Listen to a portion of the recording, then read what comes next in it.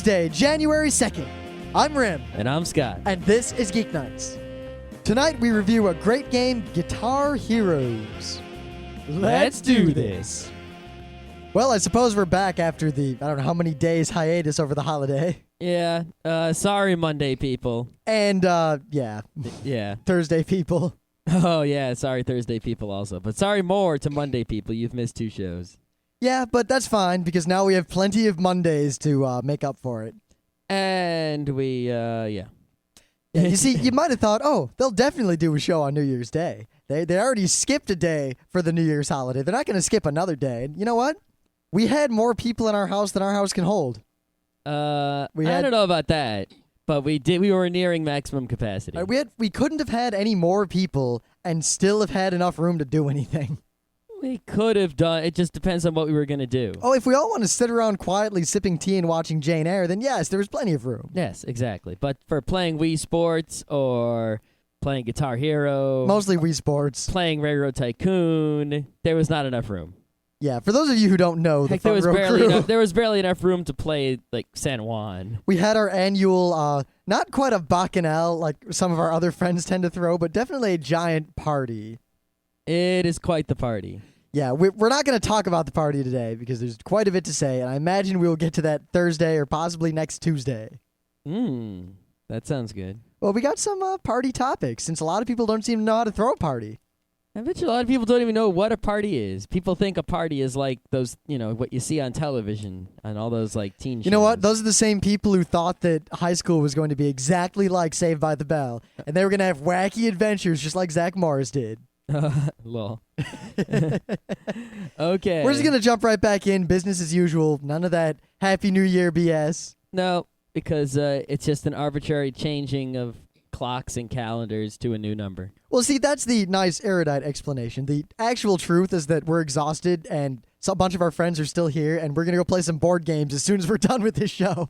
Take that. Yeah. We care more about playing board games than we care about doing this. And yet we still not managed to get 4 of these out a week. Yeah, I don't know how that happened. Really, I don't either. No, like, if we did really care more about playing board games, we just wouldn't do it today, and we'd go play board games. Yeah, we could stop right now.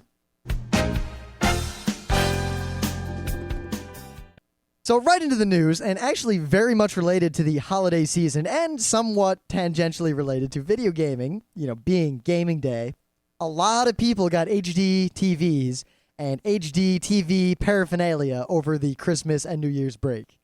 A lot of people. Sales were very, very brisk because prices have come down a lot, and people seem to think that they know about this stuff or that, now's the time to buy it. It's mainstream.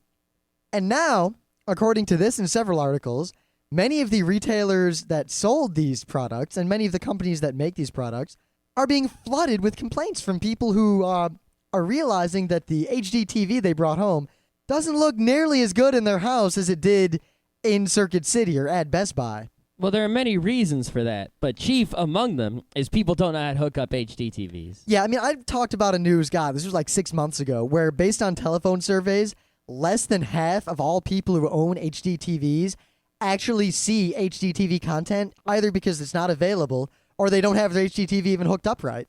Yeah. And now a lot of new people bought TVs, and remember, the last generation of TVs, before component and all these different digital things and everything, you had either coaxial or the little RCA dealies. Yep. You just plugged them in, color for color, worked automatically. Every TV worked with every piece of equipment, and it worked perfectly, and there was nothing you could mess up. And then, whenever they came out with a new connector, they just got rid of the old one. We used to have those UHF, VHF prongs. Then we got rid of those and replaced it with coax. Then we got rid of coax, replaced it with RCA. Yeah, it seems like every TV always had the current connector and the previous connector. Yeah, but then as soon as we got S-Video, we still have S-Video, and we still have component, and we still have HSDPA, which is the new one. So it gets really confusing for people. They just see all these plugs, and they don't know how to hook their own shit up, which it really isn't that hard. Well, I have a sad anecdote. When I was, actually, it was the freshman year after... it was the summer after our freshman year of college. I went back to Michigan. I lived there for the summer. That was the last time I lived in Michigan. A bunch of my high school friends realized midway through the summer that I was around and tried to get in touch with me, and I ended up going to a gathering at one of their houses. They decided, let's watch a movie. And then they call me into the room, and I expect we're going to watch a movie. And they say, Rim, can you help us? We don't know how to make this work. We've never gotten this thing to work before. Now, when they said this thing, I expected to see some like early adopter, crazy HDTV setup or something weird. I discovered a normal TV with RCA holes in the front and a DVD player with RCA holes in the back and an RCA cable. Okay. And I was like, what's the problem? And they said, well, we don't know how to hook this up. It won't work. So I plugged in the RCA cables and I hit play. And I think the comment one of them made was something to the effect of, see, that's why he went to tech school. He knows this shit. Yeah. Um, So the thing is really, if I was the manufacturer of televisions or HD televisions or anything, I would definitely try to get rid of, some of the older inputs. And I would try to discourage people who make DVD players and, game consoles and such from using older connectors. I mean, sure, the Wii doesn't do HD, so it doesn't really, RCA is just fine for it. But you know what? There's no reason they couldn't send their lower resolution stuff over a nice component cable, and it wouldn't really make it that much more expensive. Except a lot of people don't even have component capabilities. I know. I mean, Americans, the Our fact TV has component, but it's not HD. The It's fact not even that 480p. DVD took off as well and as quickly and as amazingly as it did is kind of a big deal because no technology has really taken off like that. Well, no consumer technology since then. Mm-hmm. And people have this expectation that televisions and video game consoles and things that allow them to watch movies are appliances. They're not computers. They're not complex. They're not difficult. They just work. You plug them in, you hit play. And that is so not true with HD, and people just aren't ready for that at all. Nope. And Well, the I thi- I manuals are think part- terrible. HD manuals, they're not written technically well for someone like us, but they're not written dumbed down enough for people who aren't like us. Well, I think a big part of the problem is if you look at the manual for any DVD player or television or anything like that, it always gives you little diagrams. Like, if you have this setup, plug them in like this. If you have this setup, plug them in like this. And there's a bunch of different things. The problem is a lot of people have these home theaters now, especially people who are buying big screen HD TVs. They have these home theaters that have a whole bunch of components. And the way it says to hook them up in the book is not necessary. Your TV book says one thing. Your receiver book says another thing. Your DVD book says another thing. And you don't know which one to listen to. And people who don't understand input and output and the separation of audio and video, which isn't really that complicated when someone tells it to you, are going to have a problem. Well, I get the feeling, to bring this back around to video games right Yes. away, that part of the ill will towards the PlayStation 3 that is probably going to be coming out a lot more in the weeks to come as people get their hands on PS3s, since according to the internet as a whole, there are a lot of places where PS3s are just on the shelves. Supposedly. I haven't seen it. I imagine they're not places like New York City or LA, but they're places like, I don't know, Podunk, Iowa, where they got the one PS3 and no one can afford it, or they've got the 3 in the Walmart in an area where just no one wants a PS3. Or people don't even think that they could get one there. Well, there's also the fact that there's a million of them on eBay going for pretty much retail. Yep. But people, they get a PS3 and they get a brand new HD TV and they hook it all up and it doesn't look so hot because they're not actually using the HD properly. Yeah. And then they're going to blame Xbox Sony. 360 has the same problem, and that seems to be working okay. But Well, the thing is, the Xbox 360, while it is HD and all that, they didn't market it so much like, oh, HD, this is the best possible, oh my god. They marketed it more as Xbox Live, online gaming, video games, woo! Yeah. And I think Sony really shot himself in the foot on this I one. think it's mostly going to be ill will continued against the electronics retailers like Best Buy and Circuit City. And See, stuff. Circuit City's starting to cash in. They're starting to, and a couple other retailers are picking up on this. What they did is Best Buy bought the Geek Squad, right? But that's mostly to handle computer problems. Circuit City bought, what's it called? Something Dog or whatever it's called. Yeah. The point is they're starting to, buy an HDTV and, hey, for $50, we'll send someone over to hook it up right for you. Yeah. That's a good idea. And it also sells them extra cables because you go over there and you say, oh, you need this cable and this cable. Yep. Give me $100. Yeah, you need the clearly superior monster digital cable as opposed to the clearly inferior yet electronically identical non-monster digital cable. Exactly. All right, so what do you got? All right, so I got two sort of related stories. The first one, apparently there's a Sonic the Hedgehog game for the 360. I didn't know that. But this guy put up a video of a bug in the game where he basically sits there loading for 20 minutes. Does this happen often? I don't know, but there's a problem in the game. And everyone's going, OMG, what are you doing with that gun? Yeah, I'm a little distracted here. I'll let you all in on the secret. Our friends Ido and Conrad got us, as a gift, a sack of potatoes. Mm-hmm. And then, as we're puzzling over the sack of potatoes, the other gifts they gave us were potato guns. Mm. And I've been fiddling with it and shooting little spuds on my carpet for the last 5 minutes, which I'm going to have to clean up. Uh-huh. So anyway, go on with your news. Well, there's also a Bubble Bobble DS has this famous bug in it where if you get to a certain boss and the boss never appears and you're stuck there forever and you can't beat the game. Yeah, that's just fantastic. And apparently the recent release, I'm glad I didn't pay for it, of Military Madness on the Wii and the Virtual Console, it's an old TurboGrafx game, is a little broken. How broken? I can't exactly say how broken it is because I haven't found the article. I'm glad I didn't buy it yet then. Yeah. I was planning on buying it. But here, the article I'm going to link to is this one that talks about Dungeon Explorer, which is a game they were supposed to release on the Wii Virtual Console on Monday, which they didn't. But apparently Dungeon Explorer, if you haven't noticed, is not available on your Virtual Console on Monday. It's not available now either. Apparently they're having some trouble getting that game to work properly. At least they recognize there's a problem and they didn't put it out. Yeah, but I've noticed a marked increase in the amount of bugginess in console game releases. That worries me. I mean, PC games went through the same evolution. Early PC games, you didn't release a PC game with a bug because getting a patch onto a PC game was pretty much impossible. No one had the internet. Yeah, if someone had a video game magazine, then they could get the CD in it, which might have the patch on it for the game they were playing. So that was rare. Like, games were tested to hell. And while bugs still occurred, I mean, I'm not going to pretend that was some mystical age of gaming where there weren't bugs. But no, come on. Even Mario 1 has a bug with the minus world. It's not really a bug, but, But the bugs in games back then tended to be obscure, difficult to invoke, and not terribly annoying. Mm-hmm.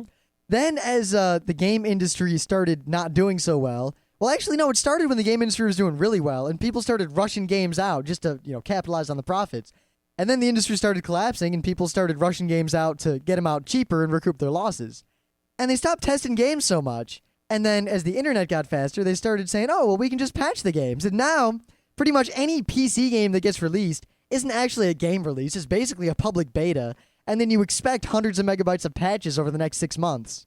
Yeah, and all these online games, I can understand downloadable extra content. I have no problem with that. Hey, everyone, here's a new level. Hey, here's a new mod. That's all cool. But when there's patches that, or maybe, it's an online multiplayer game and you want to change the rules, like Counter-Strike decided to change the weapon price system. I can understand that a little bit too. But when you have severe can't play the game problems, like there's a loading screen for 20 minutes or the boss doesn't appear. And not even that. Because a PC game, all right, they just put the patch out and it just automatically. But when it comes to console games, there's always been kind of a console game, part of the reason that they've been successful and the reason that they eventually superseded PC gaming, at least so far now, has been that console games just work because it's not easy to patch them. If you put out a Nintendo cartridge or, a PlayStation 1 game and it was broken, you either had to recall that mofo or basically piss off all of your customers forever. And it's happened before. There were some PlayStation games with just broken discs that didn't work, and everyone sent the discs back and got new ones. Yeah, but it was a rare occurrence, and when it did, it was a huge deal. It was a huge deal. But now that consoles have... even that really, really bad mountain bike game for the Super Nintendo didn't have bugs in it. Other than the fact that it existed. Other than the fact that it existed. I would consider the basic gameplay mechanic of that game to be a bug. Yes, however, it worked as intended by the developers. we can only assume.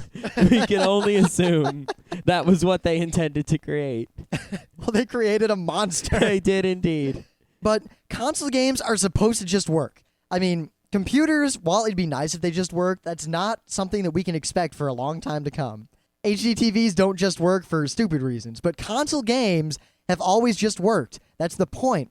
If console games, because of the fact that consoles can get updated online, start not working and requiring patches like, PC games have needed for the last 5 to 10 years, I don't think it's going to end well for the console gaming industry. Here's another thing. When it comes to like the Xbox Live Arcade or the Wii Virtual Console or these or like a lot of games on Steam where it's a cheap downloadable game, basically what they're selling me, but mostly the Virtual Console is selling me, is like, here, you could emulate this game, but that's kind of hard. I mean, it's not, it's not a large amount of effort, but it is tricky, and it won't be perfect.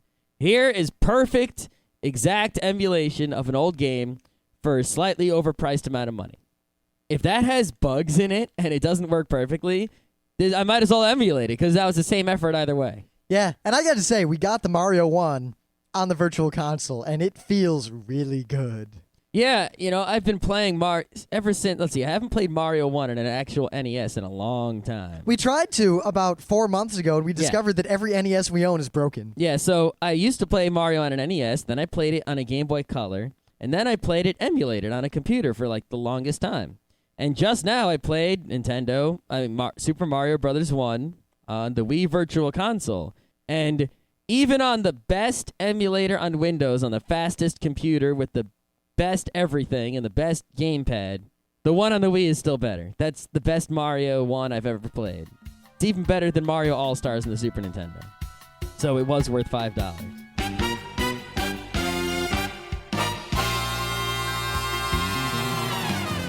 Things of the day.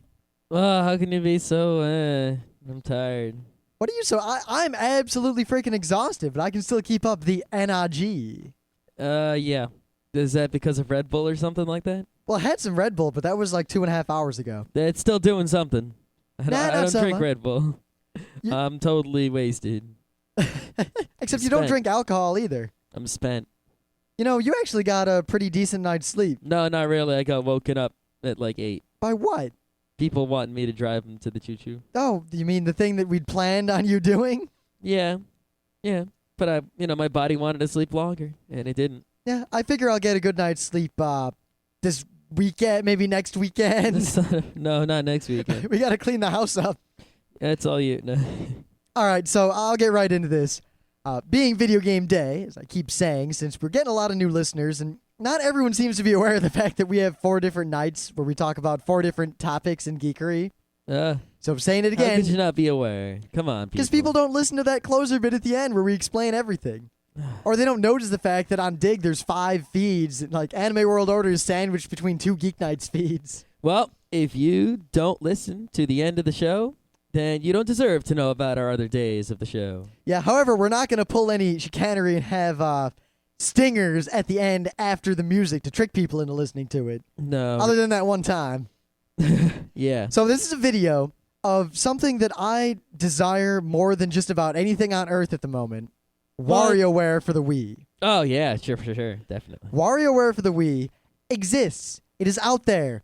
People in Japan not only are playing it right now, but have been playing it for some time. I'm pretty sure everyone but North America has it, but I could be wrong. Yeah, and you know what? There are people here who probably imported it and imported a Wii from Japan and are playing it. There might be. There's got to be at least one guy.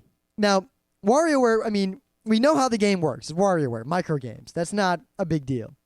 But here is a long video that, one, shows you a butt ton of all these micro games. And I got to say, they all look fantastic. I like how it shows you right before you play a minigame. For like a second, it shows you, this is how you hold the Wiimote for this game. This is how you hold the Wiimote for this game. Yeah, that allows them, at least in my eyes, to do a lot more with the micro games without making the game just stupid and angrifying. Yep. But there's an interesting mode that none of us out here in Gaijin Land knew about until the weekend when we saw this video. There's, in fact, a 12-player mode in WarioWare. It is single elimination, up to 12 people pass around one Wiimote, and they play micro games. And if you ever mess up a micro game, your little angel character falls to his death or something. So now this is the best thing ever, because if you don't know, the first WarioWare was a GBA game. And it was one player, and it was just waste your time playing little micro games. And it was okay. Then they released the same exact thing for the GameCube, but they tacked on some multiplayer and some, not much else. You could even play it with a Game Boy Advance by connecting it to your GameCube with the cable. That multiplayer catapulted WarioWare from pretty cool and distracting to one of the best party games ever. Yep. Then they came out with WarioWare Twisted and WarioWare Touched. Yeah, Touch can die in a fire. Great concept, but the lack of multiplayer, the crippling lack WarioWare of multiplayer. Touched is for the DS. It's really fun. If you find it for less than $5, you know someone who has it, just take it. Yeah, Steal it from them. WarioWare Twisted is a GBA one that has like a thing where you can tilt your GBA back and forth in some of the games. Yeah, you really don't want to play that in the DS. No, not at all. You'll be totally backwards, actually, if you did. Yeah, but just check out this video if you have the same cravings for WarioWare that I have, and you'll not only get a touch of it, but you'll see this 12-player mode that, at least as far as we're concerned, is necessary. I mean, over the weekend, we didn't have any video games that were more than 4-player. Yeah, it's like we're sitting around. We've got like 20 people in the house, and we've got a Wii. And we're like, all right, let's have some fun with this Wii. The only fun we could really have is Wii Sports. I mean, Excite Truck, the multiplayer is kind of blah. Well, the multiplayer is really fun in Excite Truck, but still, 2-player. 2-player. Guitar Heroes is great, 2-player. Guitar Heroes is great. It's got a lot of play, but 2-player. There's not... And Monkey Ball, ass. Monkey Ball is crap. And Wii Sports was fun. The problem was, all right, we say, hey, who wants to play Wii Bowling? And, I don't know, 10 people raise their hands.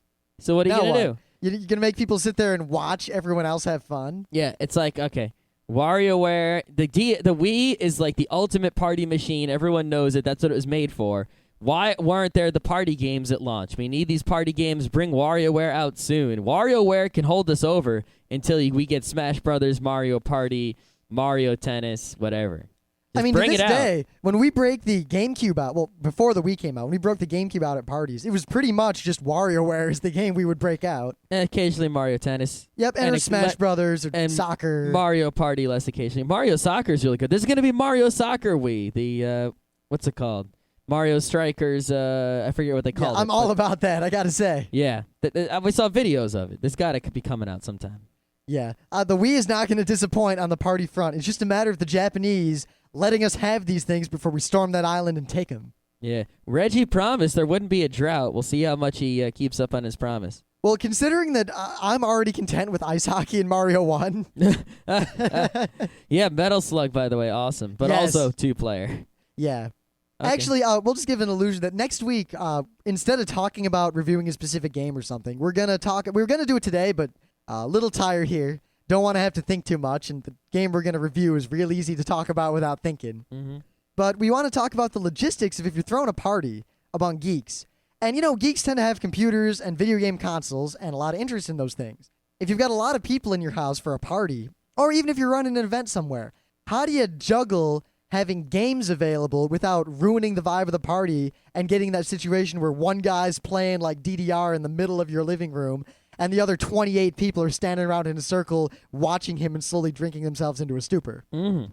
All right. My thing of the day, I found this game today. It got a lot of links from all kinds of people called Samorost 2. Yes, there was a Samorost 1, which is a very similar game that I all just found. But let me name some of the reasons that Samorost 2 was all over the internet today. It has been nominated in the Best Web Browser Game and Excellence in Visual Art category for 2000 Independent Games Festival, Flash Forward Film Festival 2006 winner, SoulNet Festival 2006 winner, 4.5 out of 5 stars by Adventure Gamers, etc., etc. All right. This is an award-winning, amazing Flash game. If I describe it in 2 words, the first word would be slow. The second word would be artsy. Yes, it's basically this really artsy, kind of cute-looking outer space alien guy, and he's on sort of like this asteroid, but it's like a tree. It's really weird because you're in outer space, and there's things floating around. They look like asteroids, but they're made of wood, and there's like stuff growing on them and things living on them.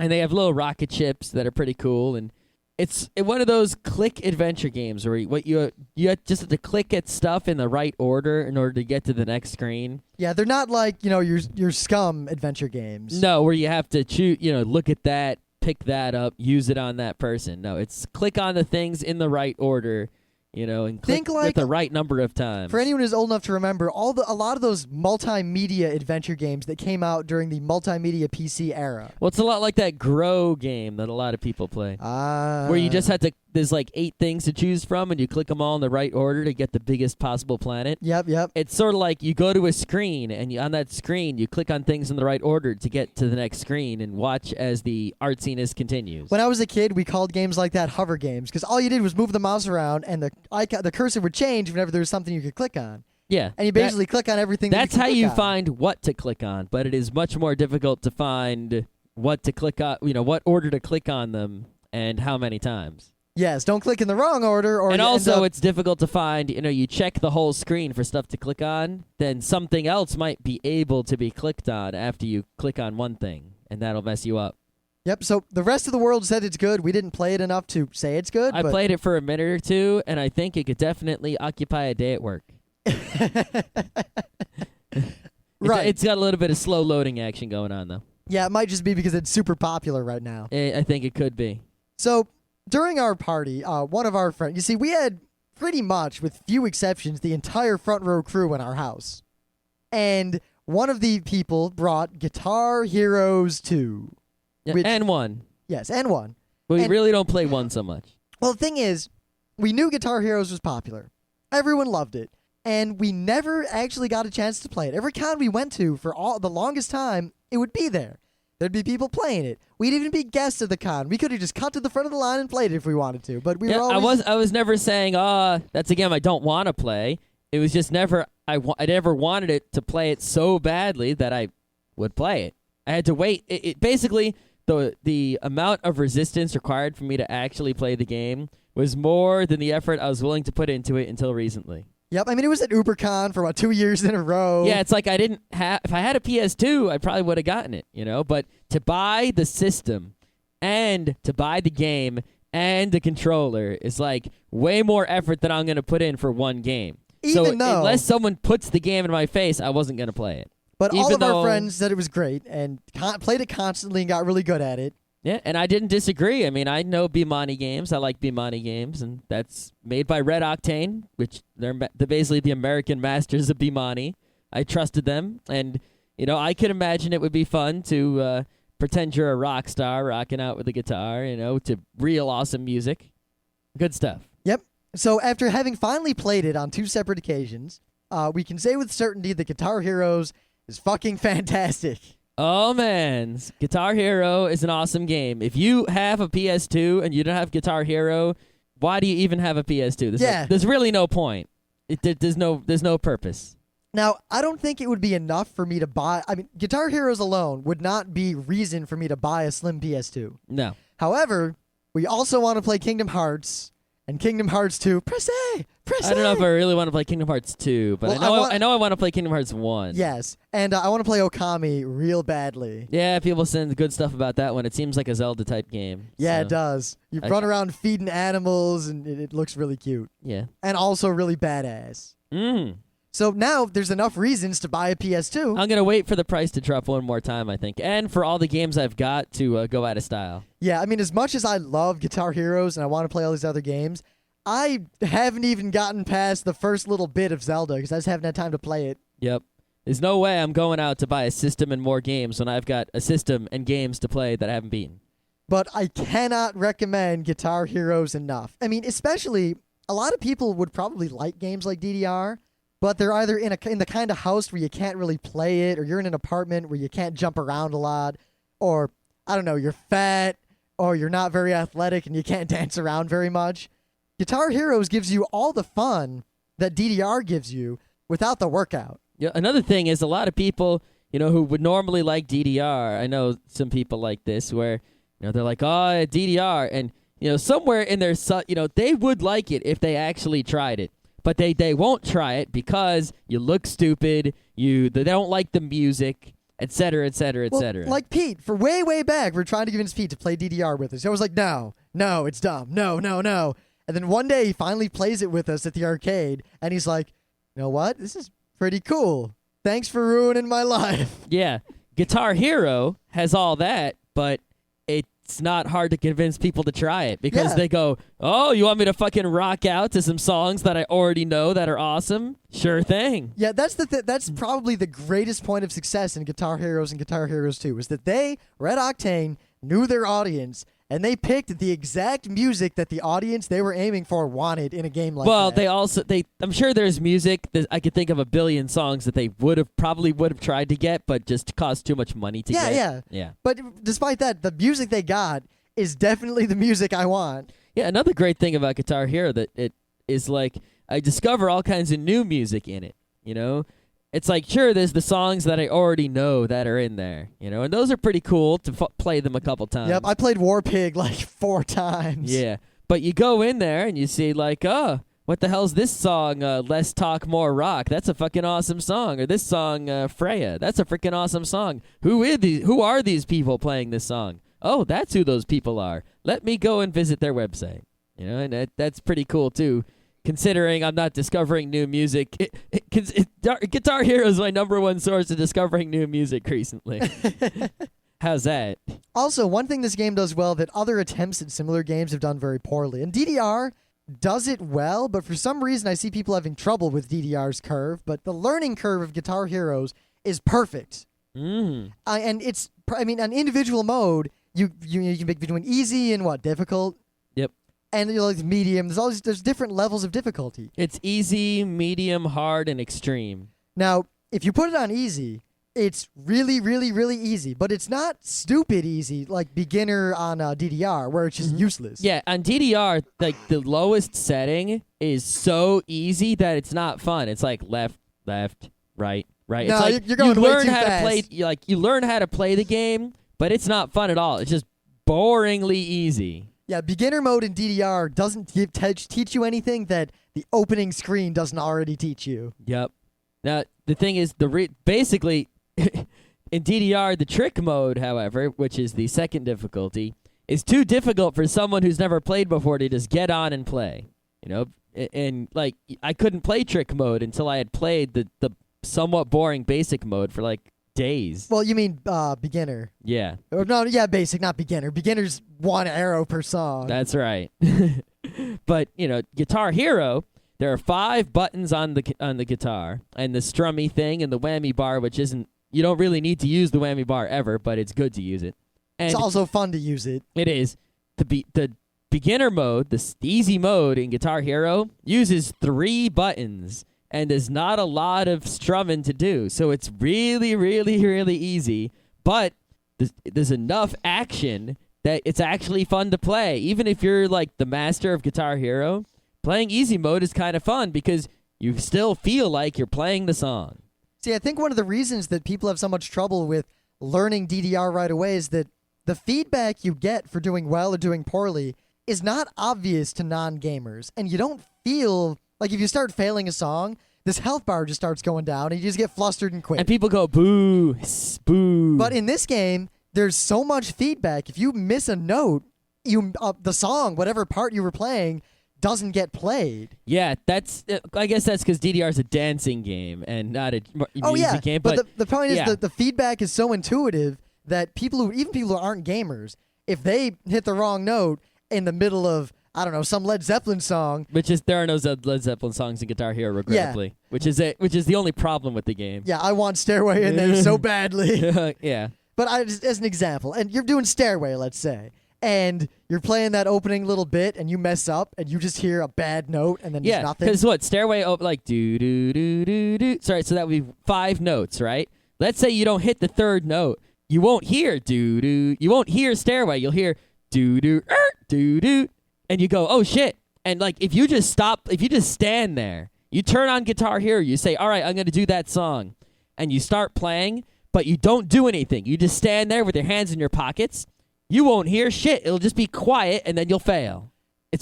Without that feature, without the fact that you are playing the song, and unless you hit all the notes, you will not hear the whole song. Every note you miss will be missed. Guitar Hero wouldn't be half as good. That's what makes that game. Yep. Also, too, because now, once you figure the game out and you start playing well, you hear the song while you're playing, and you feel like you're playing the song, and it really feels good. It's kind of like board games where even if you're doing something, even on the easy mode, you feel like you're playing that song. I'm telling you, without that single thing, just that's half the fun of the whole game is the fact that you feel like you're playing it. You know, DDR, you don't really feel like you're dancing. You feel like you're playing DDR.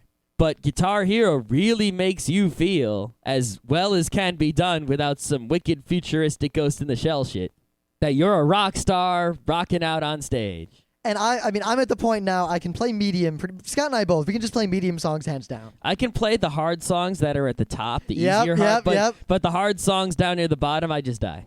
Yeah, of course, then all our friends who've been playing this game for the last few years are really, really good at it. Yeah, some of them are really, really good. If I own the game, I would become really, really good, I'm pretty sure. But yeah, the easy mode is, there's you only have to use 3 buttons, the top 3 buttons. And, but there's still, you still feel like you're playing the song. Yeah, because the way they'll do it, like say in easy mode, you only have the 3 buttons. So you're playing some guitar solo, it'll kind of approximate. Like, the notes don't correspond directly to the chords. Yeah, a guitar can play a lot of notes. There's only 5 buttons on this thing. You cannot play every note a guitar can play. So what it'll do is it'll approximate, like, if the next note or set of notes was going up or higher, you'll hit a higher note or a lower note on the thing, and it's all relative. So the same button might play a different note at different parts of the song, but because it moves relative to the music, you still feel like you're playing the song. And as you get harder difficulty, it just matches the song closer. Mm-hmm. There's also a lot of tricks in Guitar Hero that are very forgiving. Like, let's say the song is green, green, green. What's the next color? Red? Red, red, red. You can play. You hold down the green button and you strum 3 times. Then, the thing you would think in your brain would be just hold down the red button and strum 3 times. But actually, if you hold down green and red, because green is above red, it doesn't make a difference whether you hold it down or not. You could hold green 3 times, then just add the red to it and go 3 times. And it's, and unless there's a chord, that'll work. As long as you can hold down any button above. So let's say it's orange, orange, orange, orange. You could hold down all 5 buttons and go strum, strum, strum, strum, and that'll hit it. Yep. And right along with that, I mean, since it's not DDR, it's more like a guitar, the strumming mechanism is what triggers it, not the frets. So you can just dick around on the frets all the time as long as you're not doing it when you're strumming. Yeah. So you can play ahead of time, and it feels like you're playing a guitar. Mm-hmm. The game also kind of only punishes you if you strum when there's no notes, or if you strum the wrong notes, or if notes come by and they didn't get strummed. That's the 3 ways that you can mess up. Now, because we're tired, we'll probably cut this a little bit short, but suffice to say, Guitar Heroes is freaking fantastic for all the reasons we mentioned. It has good music in it. It's a great game. It's a good game to have around when you're having a party. And what else could I really say about it? Buy it. I think there's a couple informational things. The first thing is that the guitar that comes with Guitar Hero 2 is significantly better than the guitar that comes with Guitar Hero 1. Yes, there is no reason to get the Guitar Hero 1 guitar if you can avoid it. Yeah, because basically, if you lift the guitar vertically, it activates the star mode, which is sort of necessary and helpful in the game. The Guitar Hero 1 guitar, you kind of have to shake it about pretty hard to make it do that. The Guitar Hero 2 guitar, you just lift it up and it activates the star mode. Also, the whammy bar in the Guitar Hero 2 guitar has a different amount of feedback on it, but that's not a big deal. It feels a lot better, though. I don't know. I didn't really notice a difference with that. The other thing, Guitar Hero 2, it's like some of the songs in Guitar Hero 1, you really wish they were in Guitar Hero 2. Obviously, they can't fit them on the disc. But and Guitar Hero 2 has much, much better multiplayer. So much better that the Guitar Hero 1 multiplayer is basically useless. Which is kind of sad, because you want to play some Guitar Hero 1 songs in the good Guitar Hero 2 multiplayer. Yeah, I mean, you can play competitively, you can play cooperatively, there's all sorts of stuff. Co-op mode is the one that gets played most often. It breaks it up also into, like, lead and rhythm, or lead and bass. Mm-hmm. And they're all different, and I actually really enjoy playing bass. Yep. But yeah, the co-op mode is definitely where the action is. Playing the versus mode isn't really that fun because everyone knows who's better than who else. So, who's going to win isn't going to change too often. Yeah, well, just like in DDR. I mean, none of us, at least, and most of the people we know ever bothered actually competing with each other on DDR. We just would both play DDR next to each other for fun. Yep. And what else is different? Oh, yeah, Guitar Hero 2 is significantly harder. Well, it's not harder all across the board, But if you're looking for the extended difficulty, if you're the master of Guitar Hero 1, there is stuff waiting for you in Guitar Hero 2. So if you're looking to, build up the skills and become the master, beat all of Guitar Hero 1 and then go to Guitar Hero 2. And then you will master that as well.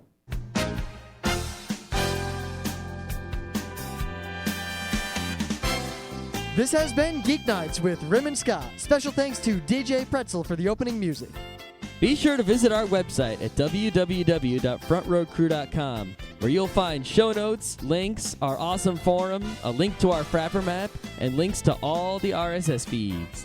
We say feeds plural because Geeknights airs 4 nights a week, covering 4 different brands of geekery. Mondays are science and technology. Tuesdays, we have video games, board games, and RPGs. Wednesdays are anime, manga, comic nights. And Thursdays are the catch-alls for various rants and tomfoolery. You can send us feedback by email to geeknights@frontrowcrew.com. Or you can send audio feedback via Audio. Just click the link that says Send Me an Audio on the right side of our website. If you like what you hear, you can catch the last 100 episodes in iTunes or in your favorite podcatcher. For the complete archives, visit the website, which has everything. Geeknights is distributed under a Creative Commons Attribution Non-Commercial Share-alike 2.5 license. This means you can do whatever you want with it as long as you give us credit, don't make money, and share it in kind. Geeknights is recorded live with no studio and no audience. But unlike those other late shows, it's actually recorded at night.